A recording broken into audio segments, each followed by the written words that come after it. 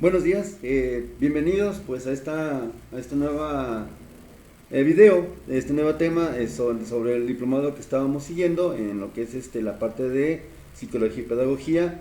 Pues antes que nada, primero un fuerte abrazo virtual, deseo un feliz año, un buen inicio de 2021, que este año pues sea mucho mejor que el anterior, esperemos que ya paulatinamente se vaya retornando a la normalidad. Pues en este momento necesitamos pues continuar con el diplomado, con la temática que estábamos revisando. Queda pendiente este tema que es el psicoanálisis, que es una de las teorías psicológicas pues que más repercusión, más peso, más influencia y también, ¿por qué no?, mayor controversia ha generado dentro de la historia de la psicología. Hablar de Sigmund Freud, padre del psicoanálisis, pues es hablar de una persona muy polémica para su época.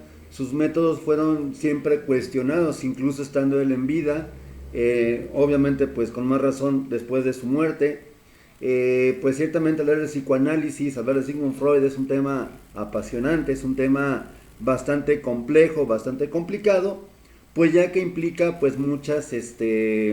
eh, pues muchas contradicciones, muchos a lo mejor errores conceptuales o metodológicos que él tuvo en el proceso de conformar su teoría. Y pues de alguna manera esto es lo que precisamente vamos a empezar a discutir en esta ocasión. No tanto los errores, sino más bien los postulados teóricos que empleó Freud para explicar la personalidad del ser humano. Ciertamente a Sigmund Freud no es el padre de la psicología de ninguna manera, es el padre del psicoanálisis, eso sí, y nadie le quita ese mérito. Él empezó a hablar en su teoría pues acerca de cuestiones que en ese momento, en su época, eran temas tabús, eran temas prohibidos. La sexualidad, por ejemplo, la infancia como una etapa de vida traumática al 100%, cuando a lo mejor en ese sentido, en esa época, el imaginario colectivo pues consideraba la infancia como la etapa dorada, la etapa pura del ser humano. Freud obviamente pues vino a desmitificar un poco esto, le reasignó un significado muy muy diferente a la infancia.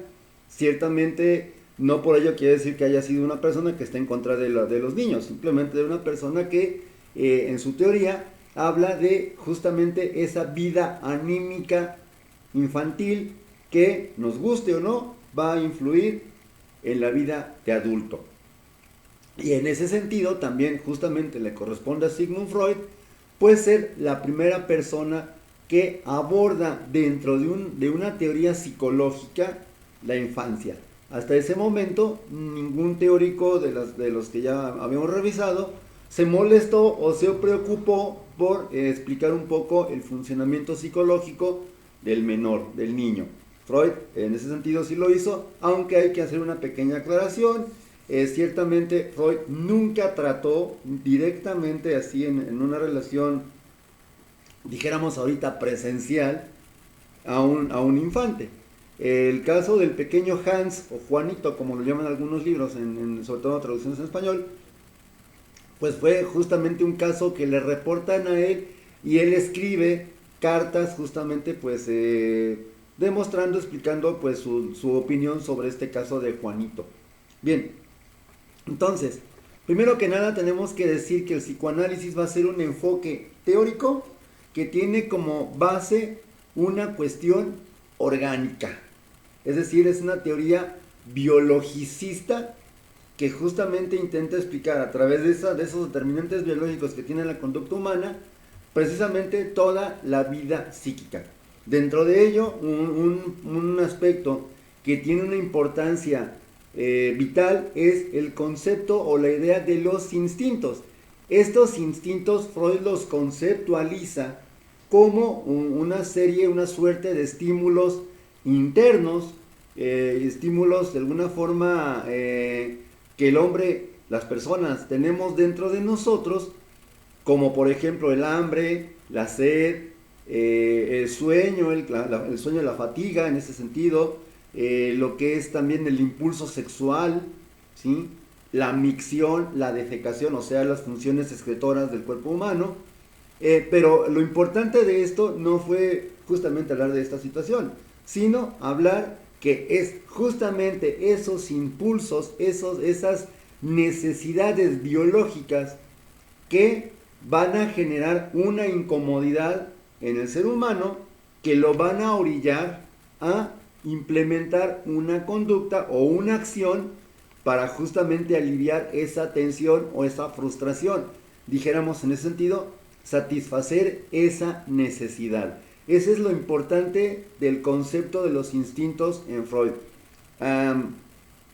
Tendríamos que decir que esta teoría de los instintos pues tampoco es una contribución inédita propia de Freud. Es básicamente, ya se había hablado antes en la historia de la psicología de los impulsos, de los instintos, sobre todo en la vieja teoría de la pulsión psicológica, que básicamente es en esencia lo mismo de lo que habla Freud, en el sentido de que son estos impulsos, estas necesidades que generan incomodidad, pero que cuando esa incomodidad es imposible de manejar por el sujeto, son automáticamente los que van a energizar la conducta del ser humano.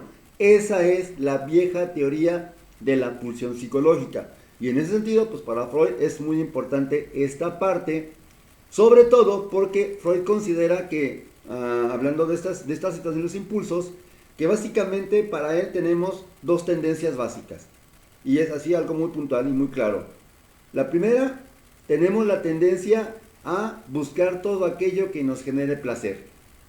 Y por placer va a ser no nada más digamos la concepción un tanto minimalista, un tanto reduccionista del sexo, sino podemos encontrar placer en comer, en tomar líquidos, obviamente en tomar agua, y a lo mejor no directamente agua, por ejemplo tomar cerveza, tomar vino, a fin de cuentas tomar, en dormir, ¿sí?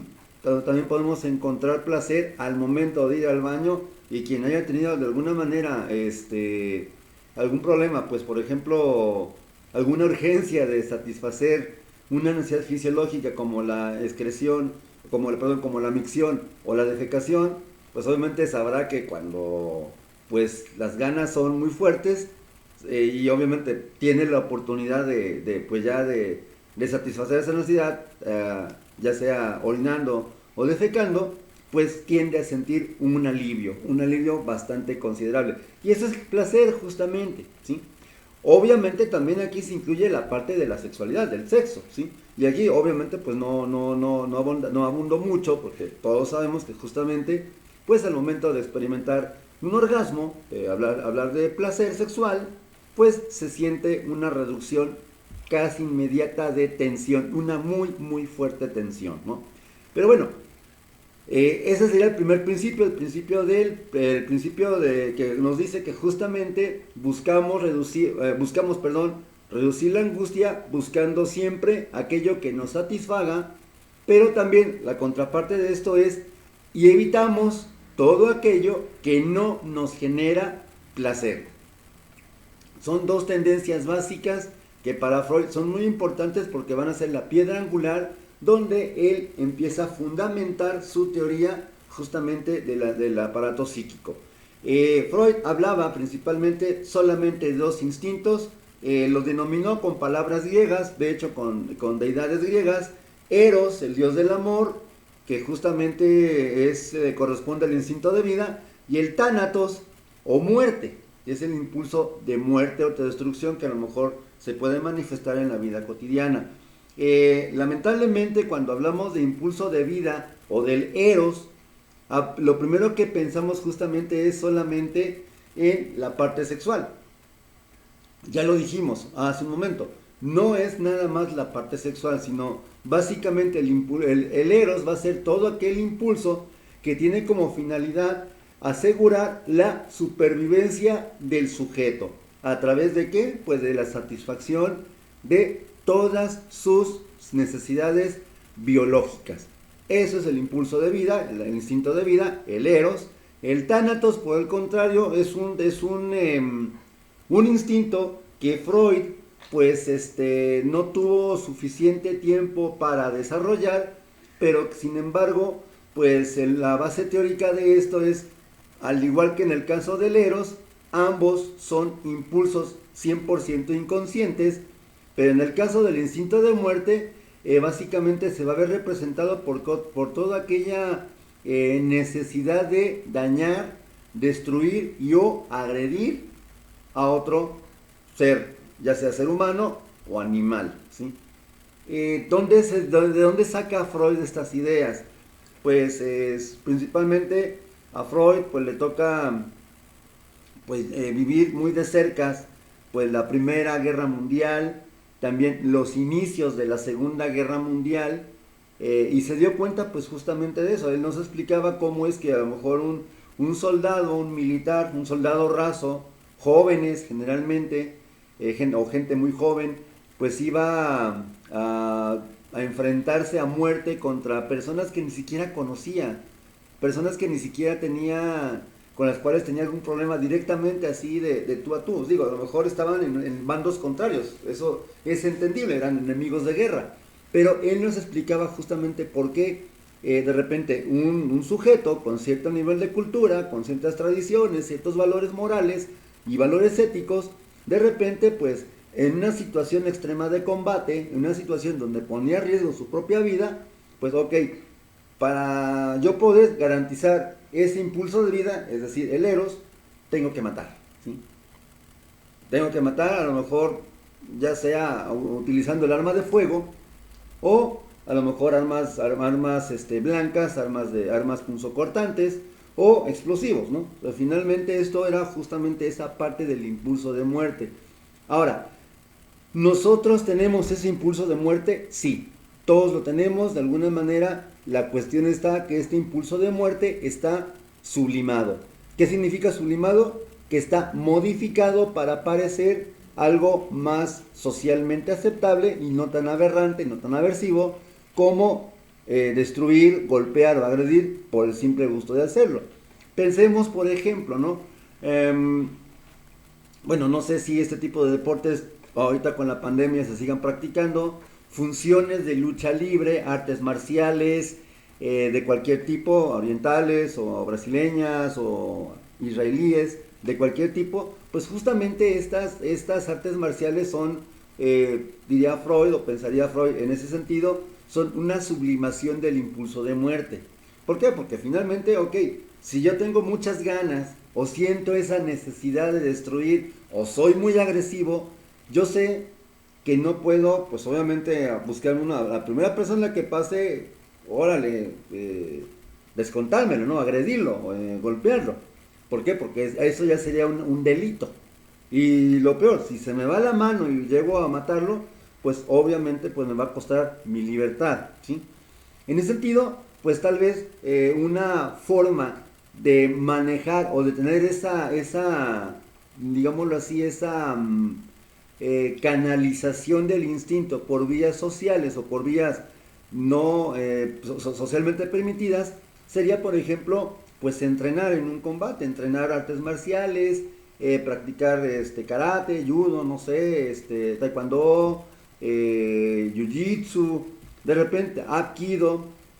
Finalmente son, aunque ciertamente en estas disciplinas se enseña pues el autocontrol, pero finalmente sí tienen esta parte de, pues ok, pues para entrenar es ok, pues justamente pues practicar ciertos movimientos corporales, conocer ciertas técnicas, ciertos golpes que pueden ser letales para una persona que lo reciba, que no tenga entrenamiento. Entonces ahí tenemos justamente este impulso de muerte. Ahora, si no queremos involucrarnos en esta situación de una práctica, de un deporte de estos, bueno, a lo mejor nos volvemos seguidores del Santo, del Blue Demon, de, no sé, de Místico, de películas, o vemos películas de boxeo. Rocky es una prueba de ello.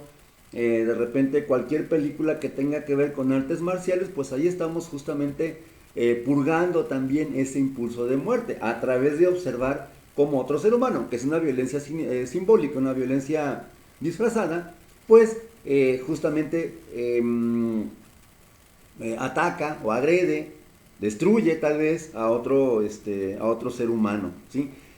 También, pues una otra parte no muy agradable que digamos, pues justamente también, si, ok, si no me gustan tampoco, a lo mejor que me peguen a mí, como sería en un entrenamiento físico, en un arte marcial, me aburren las películas de acción, así de violencia, de deportes de contacto, bueno, pues a lo mejor sí me va a gustar más el ambiente de la fiesta brava, entre comillas fiesta, ¿sí? Esta práctica pues que es el toreo, donde pues justamente vemos a un animal, a un ser humano que se debate la vida contra una fiera, contra un animal. El detalle está que justamente esta práctica es un remanente, es algo así como pues una actualización, si se me permite el término, de las viejas prácticas del circo romano en tiempos de los cristianos, ¿no? Donde justamente pues para diversión de la gente, pues justamente pues ponían al cristiano, a los cristianos, a las personas, a los gladiadores, a que se enfrentaran contra sí mismos y o contra fieras. Ahorita es un toro, pero en ese entonces a lo mejor era un león, no sé, alguna otra bestia salvaje, ¿no? Bueno, aunque tendríamos que ver qué tan salvaje era la bestia, si realmente la bestia era salvaje o los que estaban viendo ese espectáculo tan dantesco eran los salvajes, ¿no? Eso ya sería otra cuestión, ya sería una cuestión pues ya más bien de análisis o reflexión personal. Pero bueno, ahí tenemos entonces estos dos impulsos, instintos, perdón, el eros, todo aquello que nos genera placer a través de la satisfacción de necesidades orgánicas, y el impulso de muerte o tánatos, que justamente se orienta a la destrucción, a la agresión y a la violencia hacia otra persona. Aunque también hay que decirlo en este momento, también se incluye la autoagresión, no solamente la heteroagresión, también la autoagresión. ¿Qué es esto de la autoagresión? Pues justamente conductas autoagresivas que pueden ir desde a lo mejor, no sé, en algunos casos, hacerse un tatuaje, finalmente te está provocando dolor, ¿sí? La razón por la cual te hagas el tatuaje ahorita no está en discusión, ¿sí? Ya sea por rebeldía, ya sea por querer identificarte con un grupo social, ya sea porque te gusta simplemente, aunque no tenga que ver esta parte de identificarte con un grupo social, finalmente la razón ahorita pues no entra así como en discusión. El hecho es que finalmente te estás haciendo daño. Aunque también aquí tendremos que hablar justamente de conductas autodestructivas, como por ejemplo drogarse, alcoholizarse, ¿cómo se llama? Fumar en exceso, conducir a alta velocidad en una zona pues de una velocidad moderada. Esto pues finalmente tiene que ver con comportamiento temerario, y generalmente este comportamiento temerario puede asociarse, no siempre obviamente, a una cuestión de una conducta autodestructiva o autoagresiva.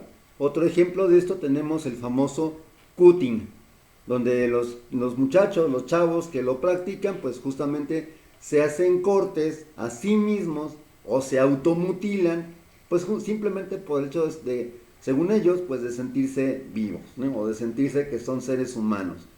Eso es una muestra también de lo que puede llegar a ser capaz de hacer el ser humano cuando está operando dentro de él este impulso de muerte, ¿sí? Bien, un concepto que también va ligado,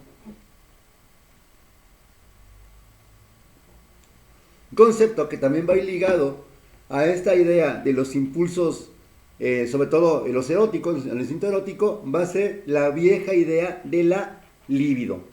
Bueno, tal vez la palabra líbido, pues justamente en lo primero que pensamos es justamente como está en la imagen, es en el sexo, ¿sí? La libido se le asocia al sexo casi de manera instantánea, de manera automática.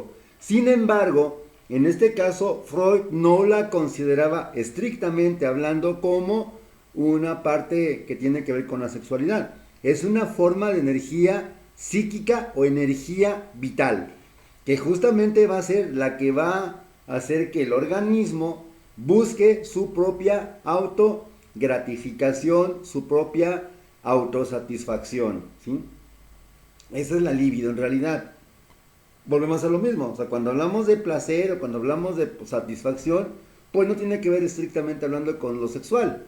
Sí lo incluye, claro que sí, y obviamente sería un tanto, pues, iluso, un tanto ingenuo decir que no, pero también no nada más se restringe a esta parte de lo sexual, digo, perdón, sí, de lo sexual, sino aborda básicamente cualquier conducta humana que genere sentimientos placenteros.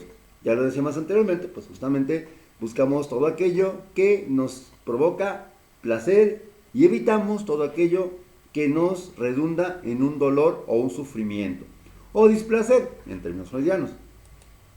Bueno, otra idea que también quiero compartir con ustedes, pues va a ser justamente de la mano con esta idea de la libido, va a ser la idea de la catexis o catexia.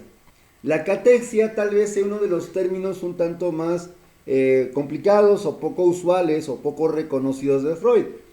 Justamente esta parte de la catexia implica necesariamente la inversión, o sea, el depósito de esa libido en un objeto o en una persona.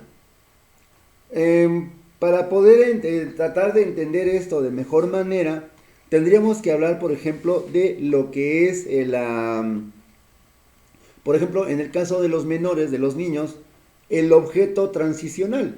El objeto transicional que justamente va a ser un objeto catectizado. Es decir, el niño invierte en él cierta energía psíquica, ¿sí? A lo mejor con una forma de representar, de simbolizar o de recordar, pues el lazo materno, que dicho sea de paso, va a ser la relación madre-hijo, va a ser la primera, ¿cómo decirlo? La primera relación de objeto que tiene un ser humano. Más adelante vamos a revisar un poco a qué se refiere esta idea de relación de objeto o relación objetal. Pero en este caso, la idea básica del objeto transicional es que el niño que lo tiene, que puede ser un monito de peluche, un carrito, un juguetito, un trapito, el más común es justamente esa famosa y legendaria mantita, que incluso en las caricaturas de Snoopy y Charlie Brown, pues había un personaje, no recuerdo exactamente cuál, esto ya fue hace muchos años, siempre traía o andaba con su mantita, con su trapito. Creo que era el hermano de Lucy, no, Lucy era la... No, bueno, no recuerdo bien quién era el nombre del personaje, pero el cuento es que finalmente este personaje traía siempre pues su mantita. Eso es precisamente el objeto de transición, ¿sí? Y ahora, este objeto de transición nos va a servir justamente para recordar, para, digamos, tener como esa, ¿cómo decirlo?, presente en nuestra persona una parte de ese objeto que nos brinda satisfacción. Por eso hablaba hace un rato de lo que es este trapito que representa a la mamá, ¿sí? Sin embargo, no nada más los menores de edad, los niños, tienen objetos transicionales. No, también, por ejemplo, lo van a tener adultos. No sé, de repente a lo mejor, si nuestros padres lamentablemente, y con el debido respeto, ya fallecieron, pues obviamente tal vez tengamos en nuestro poder una pertenencia, una posesión de ellos, una foto, una medalla, un collar, un anillo, un reloj, no sé, un objeto que justamente pues nos recuerda a la persona, ¿sí? Y esa es justamente la catexia, ¿no? Finalmente, la catexia por sí misma no es algo negativo, simplemente es un proceso que se da para, de alguna forma, mitigar tal vez un poco la ansiedad que representaría prescindir de la persona o el objeto al cual está simbolizando ese objeto, a su vez, catectizado. Bien, como ya lo habíamos comentado anteriormente, también va a ser muy importante dentro de la idea de los impulsos, pues el impulso agresivo, ya lo decíamos, que para Freud ese impulso agresivo es una compulsión, no convulsión, es otra cosa diferente, una compulsión, algo que no se puede evitar o dejar de hacer, a destruir, conquistar y matar.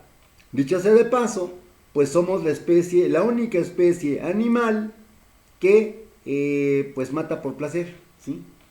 Que justamente se encarga de satisfacer sus, no sé, su ego tal vez a través de el número de conquistas, el número de muertos, el número de asesinatos, ¿sí? Entonces finalmente eso forma parte también de nuestra personalidad. Obviamente, insisto, todos tenemos parte de estos impulsos, aunque no todos los tenemos, obviamente, o no todos permitimos que salgan a la luz. Ya lo decíamos anteriormente. Está justamente esta parte de a lo mejor emplear alguna estrategia alternativa que se llama sublimación como mecanismo de defensa para evitar que esa conducta llegue y cause daños al exterior. Ok, esa sería pues la primera parte de esta charla breve, de esta pequeña introducción al psicoanálisis.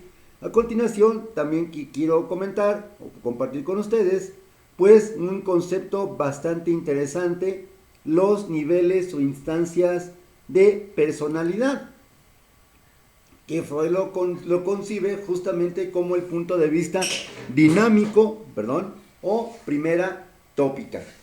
Él hablaba justamente de la personalidad en 3 niveles diferentes dependiendo del grado de conciencia que se tenga. Hablaba Freud de un nivel inconsciente que está en la base del triángulo, un nivel consciente y un nivel preconsciente, ¿sí? Para poder entender un poco mejor esta idea de lo que es el punto de vista de la instancia de personalidad, el nivel de personalidad, podremos hablar de esto. La famosa analogía del iceberg, donde el iceberg, donde, por ejemplo, la conciencia es todo aquello de lo cual yo me doy cuenta en el momento presente y de lo cual, sin ningún tipo de esfuerzo, soy, valga la redundancia, consciente de ello. Que es, en esta metáfora del iceberg, es lo que está arriba del nivel del mar, ¿sí?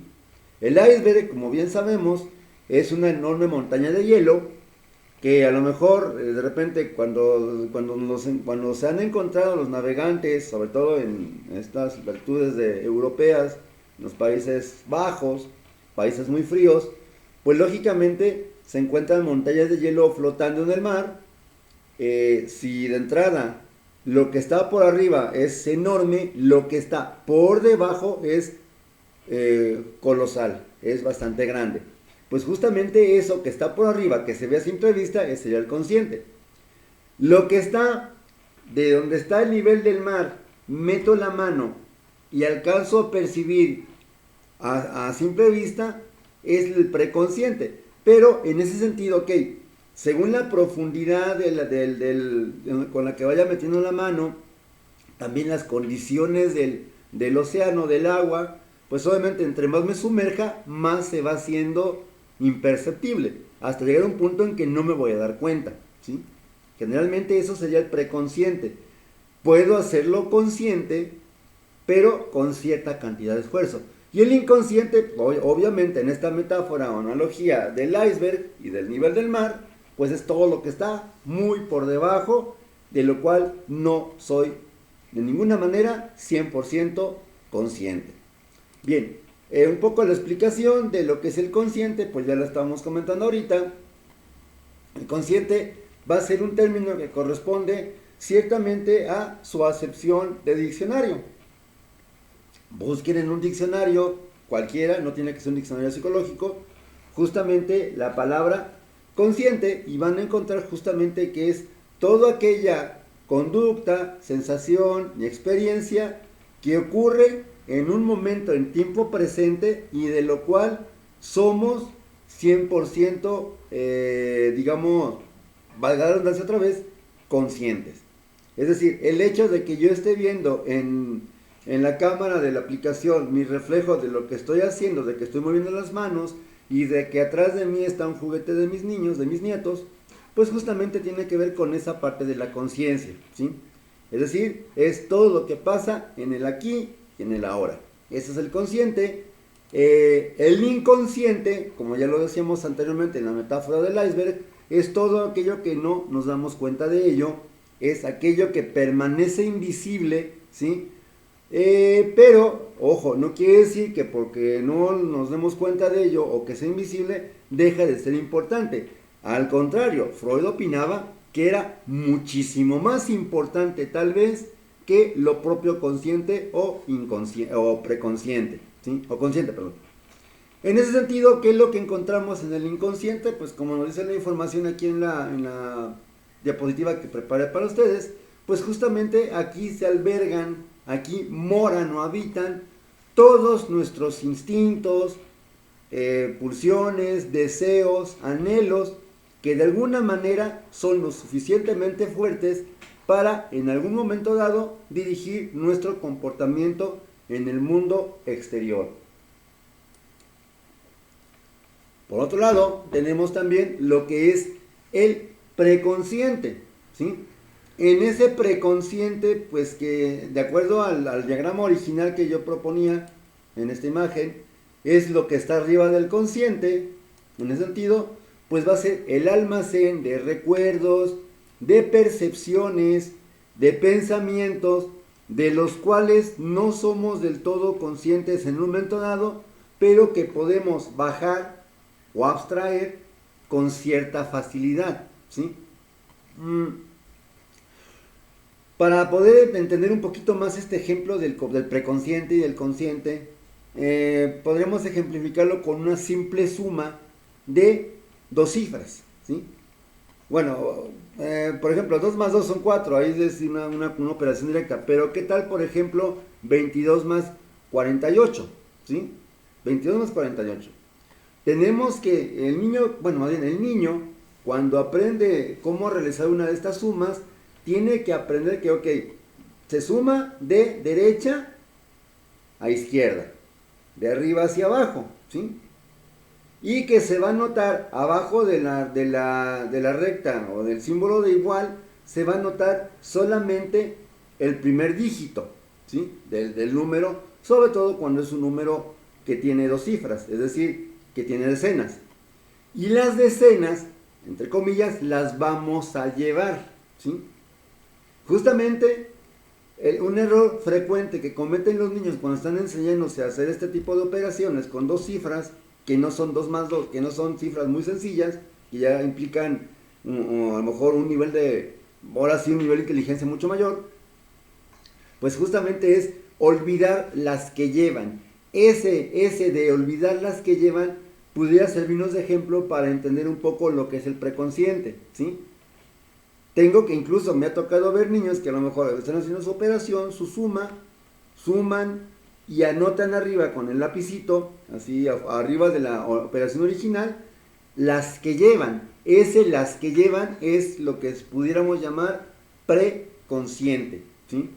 ¿Qué pasaría si el niño se le olvidan las que lleva? Pues la operación va a estar mal, porque se le olvidó las que lleva y va a sumar, nada más las dos cifras que están del lado izquierdo, en el orden que ya dijimos, de arriba hacia abajo, pero no va a considerar las decenas que llevaba, ¿sí? Y obviamente su resultado va a estar mal. Y de repente el niño pues va a decir, pues, ¿por qué está mal? Si así es la operación. Sí, pero es que se te olvidó justamente las que llevabas. Es decir, eso es el preconsciente. El niño tendría que darse cuenta o tendría que bajar de ese almacén temporal esa información para poder justamente continuar con la operación correctamente. Este es de alguna manera pues una analogía un tanto sencilla para poder explicar lo que es el preconsciente. El preconsciente entonces va a ser todo aquello de los cuales ciertamente no somos conscientes de ellos en este momento, pero que podemos prácticamente pasarlos al consciente con cierta cantidad de mínima a moderada o mucha de esfuerzo, ¿sí? Es más, para probar un poco esta situación, pues sería como a lo mejor, ok, yo les invitaría a que recordaran que estaban haciendo justamente el día 5 de enero del 2019, ¿sí? Digo, a lo mejor el 5 de enero del 2020, pues a lo mejor, pues fue el año pasado, pues a lo mejor estaba, no sé, trabajando en mi casa, pero, caray, el 5 de enero del 2019, o sea, hace 2 años, no, pues híjole, pues ¿qué estaba haciendo, no? Es que ya me acordé, estaba trabajando en tal parte, estaba en mi casa con mi familia, no, estaba enfermo, andaba de viaje, no sé. Justamente eso va a ser la importancia que tiene el preconsciente. Son elementos, memorias, recuerdos, percepciones, sentimientos, pero también pensamientos que se pueden reactualizar con cierta cantidad de esfuerzo. Bien, terminamos hoy teniendo esta pequeña parte. Continuamos con, por último, para terminar esta intervención por el día de hoy, con otro elemento, pues no menos importante, que de hecho es un pilar básico de la teoría freudiana, que son justamente lo que es el aparato psíquico, ¿sí? Y bueno, hablamos de que el aparato psíquico de Freud se descompone en 3 elementos. El ello, ¿sí? El yo, es el yo, el yo y el super yo. Ok, ¿qué es el ello? El ello lo podemos caracterizar justamente como un aspecto de nuestra personalidad que va a tener la función de ser el vehículo a través del cual los impulsos adquieren energía para poder salir al mundo exterior, al yo, ¿sí? ¿Qué significa esto? Bueno, en el ello justamente están todos los impulsos, independientemente de que sean, digámoslo así, positivos o entre comillas negativos, ahí están en el ello, esperando justamente que sean energizados para poder salir al exterior a través de una conducta. Eso sería lo que es el ello, ¿sí? Habría que decir que el ello, o id, como originalmente fue denominado por Freud, funciona a través de un principio que también se llama por Freud, o fue llamado por Freud, principio de placer. Este principio del placer nos dice que justamente es un mecanismo a través del cual el ello va a operar o va a actuar para eliminar cualquier fuente de frustración y obviamente aumentar cualquier tipo de placer al máximo, ¿sí? Aquí el problema está que justamente cuando oímos la palabra placer, yo invitaría que a lo mejor pensaran, cuando yo hablo de placer, ¿en qué piensan? Híjole, pues de repente así como que en el placer, pues pues en aquello, a lo mejor las personas más atrevidas pudieran decir, en el sexo. Bueno, ciertamente cuando hablamos de placer, una de las primeras acepciones que nos brinca la memoria o que nos brinca hacia la conciencia va a ser esto del sexo. Sin embargo, no es restrictivo. Ya dijimos que placer nos puede provocar, así como esta chica de la imagen, oler una flor. Perdón, el gallo. Oler una flor, ¿sí? Oler una inocente y linda y preciosa flor, ¿sí? Eso le genera placer. Y justamente ella obtiene una sensación confortable por esta conducta. Y ese es justamente el principio de placer. Y el ello, insisto, funciona a través de este principio. Busca eliminar las fuentes de dolor o frustración y aumentar al máximo la experiencia placentera. Pero el ello funciona a través de una modalidad muy específica que se llama proceso primario de pensamiento.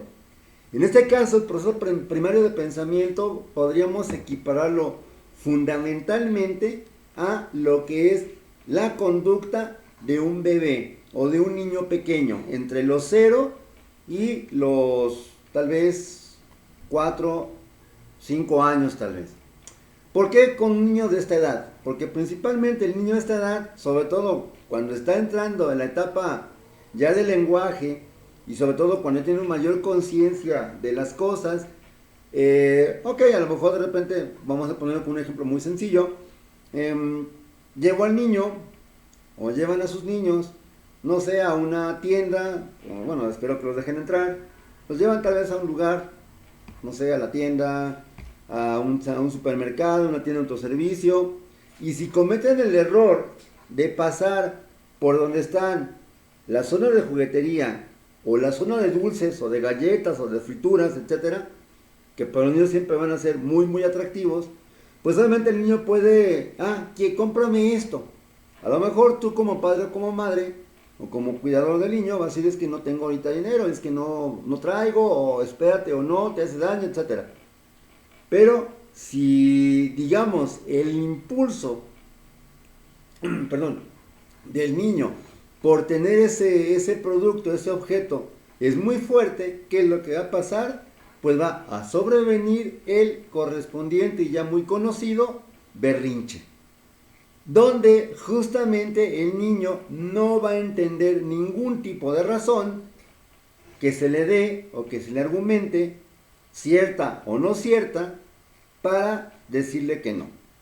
Eso es el proceso primero de pensamiento, es decir, el niño va a querer, cómpramelo, cómpramelo, cómpramelo, ahorita, ya, en este momento, no para mañana, no para atrás, no me interesa que debas hasta la camisa, no sé, en esta cuesta de enero, por ejemplo, a mí yo quiero que me compres tal o cual cosa. ¿Y qué va a pasar? Va a haber berrinche.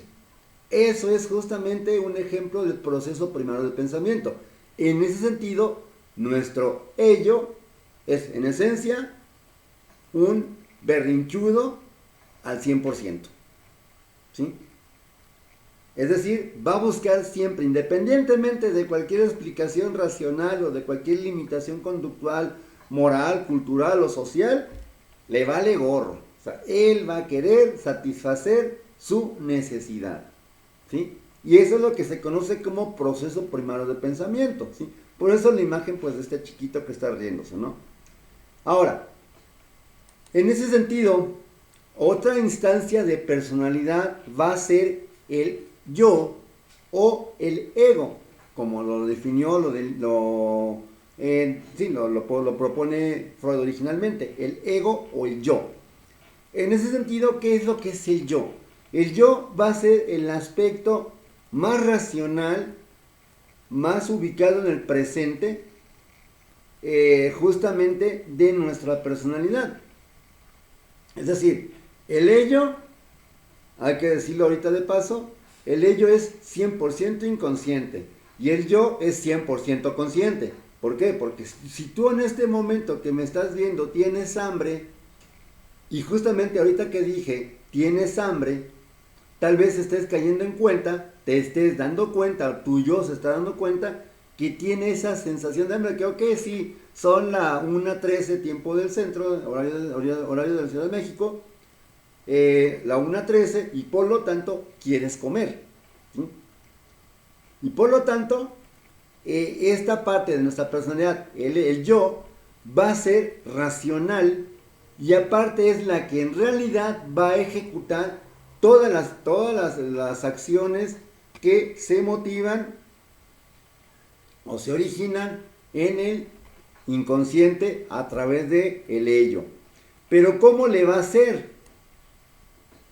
Bueno, principalmente, como dice por acá la información, al principio de realidad. ¿Qué es el principio de realidad? Bueno, de manera muy recurrente con mis alumnos, quienes ya me conozcan, un saludo por cierto, si alguno de mis alumnos del presente o del ayer o del tiempo pasado, pues me están viendo, un saludo cordial para ellos, muchachos, feliz año. Un ejemplo recurrente que pongo para explicar esto es lo siguiente, ok, son las 7 de la mañana del día primero de clases, a lo mejor pues obviamente tienes la obligación de estar presente a las 7 de la mañana, independientemente de que te acostaste al día anterior, tienes la obligación de estar presentes, ¿no? Porque a lo mejor el profe te dijo, o yo les dije, que se va a hacer pase de lista, y que la asistencia tiene ponderación para calificación. Entonces, con más razón, vas a estar ahí como sea, pero vas a estar presente, ¿no? Bien, en ese sentido, justamente este análisis de las razones por las cuales tengo que estar presente es justamente motivado por el yo. Ahora, ciertamente, ok, ya me levanté a la cita de la madrugada, a lo mejor, pues como pude, tecleé entré a internet, entré a mi videollamada, mi videoconferencia, prendí el micrófono y ya está, ya estoy en clase, ¿no? ¿Sí? Igual, a lo mejor de repente son clases, a lo mejor en horarios universitarios, tal vez en clases 3 horas, 4 horas, no sé, dependiendo pues de cada escuela. En mi caso suelen ser clases de 3 horas. Y de repente, ok, a las de 7 a 7:20, pues no hay ningún problema, pero así como que estoy empezando a despertar. Me lleno de café, tal vez, hablando de café. Hablando de café, perdón. Me lleno de café, tal vez empiezo como pues a despertar, ¿no? A las 8:30, pues ok, ya va más o menos la hora y media de la clase de 3 horas. Ya empiezo a sentir tal vez, pues hambre, así como que, híjole, pues ya como que ya empiezo a escuchar ruidos raros incluso en el estómago. De repente así como que, ay, pues ya en lugar de estar poniendo atención, así como que estoy pensando en qué hay en el refri para ir a comer al ratito. Bueno, justamente el principio de realidad operaría justamente ahí. Ahí tienes tu impulso, hambre, ¿sí? El principio de placer diría que te valga gorro lo que está pasando en ese momento, tú ve a comer, punto. Pero eso diría eso sería lo que es la forma de actuar del ello. Pero el yo, lo repito, es racional y aparte opera según el principio de realidad. Lo cual significa que no, espérate, no puedo dejar una clase abierta, así digamos, así como que prendo la cámara, prendo la aplicación, me meto a la sala del chat, ya le aparece al profe ahí el icono de mi sesión, ahí estoy presente y pues mientras me voy a comer. Algunos tal vez lo pueden hacer, ¿no? Pero la mayoría tal vez no lo haría, justamente porque están funcionando de acuerdo al principio de realidad. Ok, tengo una responsabilidad, no puedo salir porque el profe a lo mejor me puede regañar, a lo mejor para mi mala suerte nunca me pregunta y el día que no estoy es cuando se le ocurre preguntarme, ¿no? Bueno, el día que no es, que sí estoy en línea, pero no estoy presencial atrás de la computadora. Y para mi mala suerte el profe pregunta, fulanito, ¿tú qué piensas de? Y nada en blanco, ¿no? Todo, o sea, nadie contesta. De repente a lo mejor pues hasta que le avisan a él, ya sea por alguna aplicación de WhatsApp, por ejemplo, que le están preguntando y pues ya así como que ya responde o algo, ¿no? Bueno, es un ejemplo un tanto, digamos, coloquial, un tanto pues basado pues en experiencias que me han pasado justamente con algunos alumnos. En ese sentido, ese sería el principio de realidad. Tengo que satisfacer mi hambre, sí, pero lo voy a hacer en función de un principio de realidad. Es decir, si tengo ahorita de momento aquí el alcance de la mano, así como que pues tengo la compu a lo mejor en la cocina, bueno, y en la mesa, por ejemplo, hay una pieza de pan, pues ahora no, agarro el pan y empiezo a comer, ¿sí? Ahora, este principio de realidad también, aparte de ser una forma de operar del yo o del ego, pues justamente, bueno, obviamente ya aquí está la definición, justamente este principio de realidad, pues va a ser un principio en virtud del cual el yo opera de modo que impone limitaciones adecuadas para la expresión de los instintos del ello, es decir, va a buscar la mejor manera, la más correcta forma de darle satisfacción a los instintos, pero sin transgredir justamente normas del momento, del tiempo presente, ¿sí? Habría que ver que en ese sentido esta instancia, lo que es el yo, también está fuertemente influenciada por la siguiente instancia que ahorita la vamos a ver. Ahora, en este caso, el yo opera ya lo dijimos, bajo el principio de realidad, pero también opera bajo el proceso secundario. ¿Qué es el proceso secundario? Bueno, básicamente es el empleo a voluntad de todas las funciones psíquicas superiores: inteligencia, atención, memoria, razonamiento, voluntad, raciocinio, atención, etcétera, etcétera, etcétera, ¿sí? Es decir, cuando yo empleo estos recursos cognitivos para justamente darle una buena respuesta en función de la ansiedad del entorno a mis impulsos, estoy operando bajo el principio de realidad, ¿sí? Y también justamente en función de un proceso secundario de pensamiento. Por último, tenemos justamente la tercera instancia, que por cierto es la que se desarrolla un poco más tardía en el ser humano. En el caso de los niños, nacen con el, digamos, de manera predeterminada por fábrica, vienen justamente ya lo que son la parte instintiva, lo que es el ello. Obviamente, conforme el niño va adquiriendo conciencia, pues va justamente desarrollando su yo, la parte del ego, pero solamente cuando el niño ya empieza a socializar y ya empieza a verse inmiscuido en una relación con otros seres humanos, es cuando ya entra lo que es el super yo, ¿sí? Que en este caso el super yo, por definición, se puede decir que es un aspecto moralista de nuestra personalidad, donde van incluidos siempre valores de la familia en un primer momento, después de la sociedad, normas de conducta, leyes, reglamentos, etcétera, etcétera, que son impuestos, ojo, impuestos y adquiridos a través de la introyección por el niño, ¿sí? Es decir, en este caso el super yo es, insisto, la parte moralista, es básicamente aquel que controla nuestro comportamiento ético moral, ¿sí? Como dice aquí la información en la diapositiva, justamente este nivel de la personalidad va a presentarse justamente en el transcurso del complejo de Edipo, que es el tema para el siguiente video. Ahora, el superyo tiene dos elementos principales: una llamada conciencia moral, que es ese componente que contiene todas las conductas por las que ha sido castigado un niño. ¿Qué significa esto? Bueno, simple y sencillamente significa que si, por ejemplo, tú cuando eras niño, a lo mejor cierto día le sacaste de la cartera, de la bolsa de tu mamá o de tu papá, no sé, 20 pesos para, no sé, comprar para lo que quieras, comprar dulces, papitas, digo, no compras para, no los vas a usar para comprarte un cuaderno, un lápiz, o una pluma, los vas a usar para comprarte chucherías, ¿no? O a lo mejor un juguetito de estos así chiquitos que vienen aquí en las tiendas, ¿no? Bueno, hoy para irte a las maquinitas, en mis tiempos eran, por ejemplo, esas maquinitas, ¿no?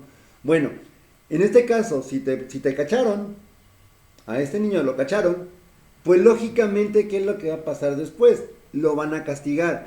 El castigo puede ir desde una simple llamada de atención a una cuestión mucho más violenta, más severa.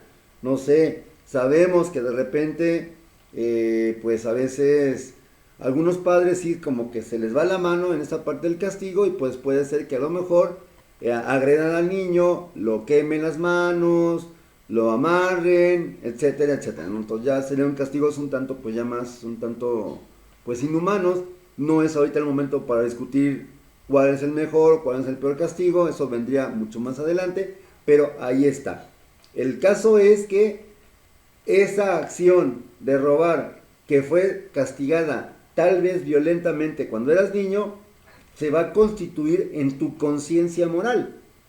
Y resulta que en la etapa adulta, a lo mejor tú vas a ser una persona muy, muy, digamos, intransigente ante cualquier conducta de robo. Es decir, igual como a ti tal vez, ¿sí?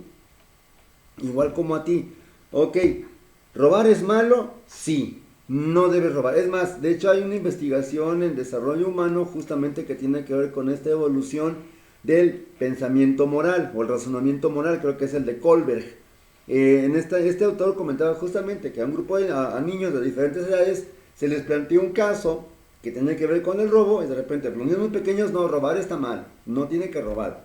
Pero conforme se le va preguntando a otros grupos de edad, niños más grandes, o niños ya, niños mayores, adolescentes, jóvenes, incluso ya adultos, obviamente te van dando una explicación diferente. Es el mismo caso.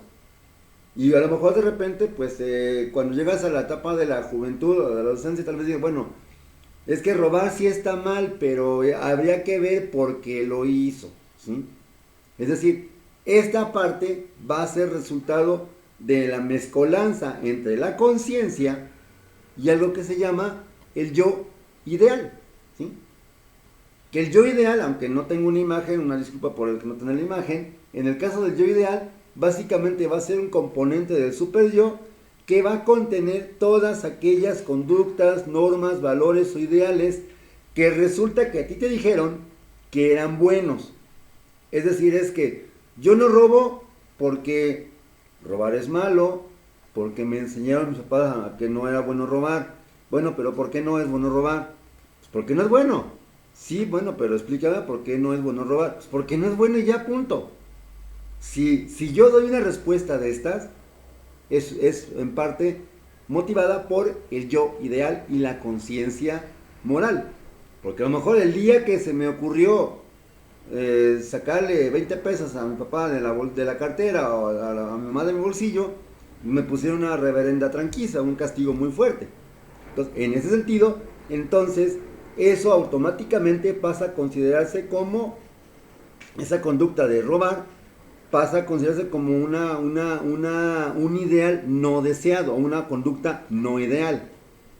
Pero también mis padres obviamente me inculcaban, al mismo tiempo del trancazo me decían que robar es malo, no tienes que robar porque robar es malo, te vas a ir al infierno, te vas a condenar, qué sé yo, ¿sí? Digo, y aquí no vamos a discutir la cuestión religiosa, pero finalmente también ahí está. Entonces, el super yo entonces tiene estos dos componentes, recapitulando un poquito, que es la conciencia moral, todas las conductas que han sido castigadas de que eras niño, y el yo ideal.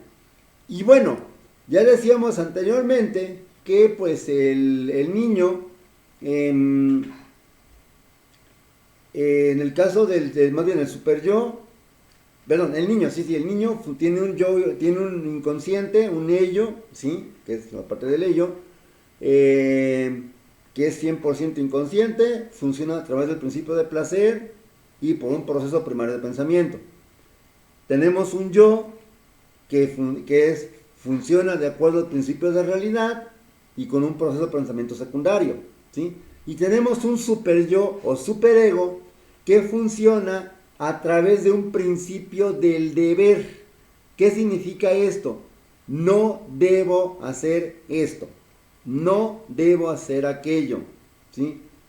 Debo ser el mejor, debo de tener un carro de lujo, debo de, no sé, tener un buen trabajo que tenga un buen salario, debo de vestir ropa de marca, debo de casarme por algún rito, con el debido respeto para todos, ¿sí? Debo de llegar no sé, al matrimonio en un estado de celibato, virgen, ¿sí? Todo esto son principalmente constructos que forman parte del principio del deber, porque a mí o al sujeto, en este caso, que los dice, se los inculcaron desde chiquitos. Dice por ahí la información que era desde el complejo de Edipo, más o menos entonces entre los 3 y 5 años de edad se empieza a manejar esto. Ahora, hay que decirlo también, el super yo puede ser un tirano cruel, ¿sí? Un tirano déspota, ¿sí? Tirano a fin de cuentas. Es decir, ¿a qué significa esto? Que bueno, puede ser una instancia bastante violenta, igual en el caso de castigar o censurar las conductas. Y en ese sentido, pues se diría que el super yo es rígido, ¿sí? Bien, pues espero que esta pequeña pues aproximación al psicoanálisis, todavía nos falta un poquito, tal vez la parte más importante que son lo que es los mecanismos defensivos y las etapas del desarrollo psicosexual, que con eso terminaremos prácticamente el tema del psicoanálisis, para ya dar paso a otro siguiente módulo. Espero que esta pequeña aportación pues sirva para comprender un poco la importancia que tuvo justamente el psicoanálisis como una teoría explicativa de la personalidad. Insisto, no es la única ni por mucho menos la mejor. Sin embargo, es una teoría que, nos guste o no, ha aportado grandes ideas para poder entender lo que hacemos y por qué somos lo que somos y por qué hacemos lo que hacemos, ¿sí? Pues no me queda más que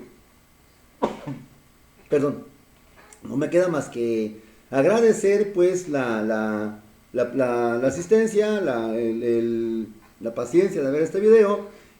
Cualquier duda o comentario, pues como lo hemos estado haciendo en esta dinámica, a través de comentarios directamente en Classroom, o a través de correo electrónico o redes sociales, o comentarios del video. Por mi parte es todo, agradezco una vez más y nos vemos la próxima sesión. Hasta luego y que pasen un muy buen feliz inicio de año nuevo.